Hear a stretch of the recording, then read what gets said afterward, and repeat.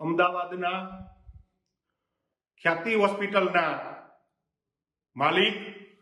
અને થોડા સમય પૂર્વે વગર કારણે ગરીબ દર્દીઓની એન્જિયોપ્લાસ્ટી કરીને સ્ટેન્ટ મૂકવાના કેસમાં અને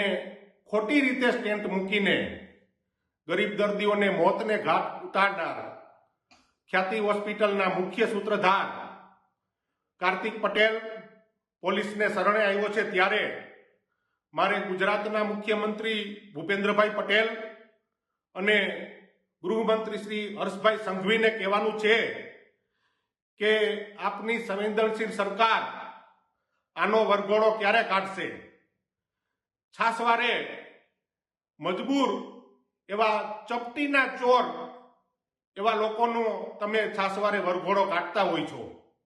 અને અત્યારે તો વરઘોડાની સિઝન ચાલે છે, ત્યારે આવા માલેતુજાર વ્યક્તિનો વરઘોડો કાઢીને ગુજરાતની જનતાને એક દાખલો બેસાડો, જેથી કરીને લોકોને વિશ્વાસ બેસે અને ભવિષ્યમાં આવા કાર્યો થતા અટકે, આવી ગુજરાતની જનતાની માગણી છે।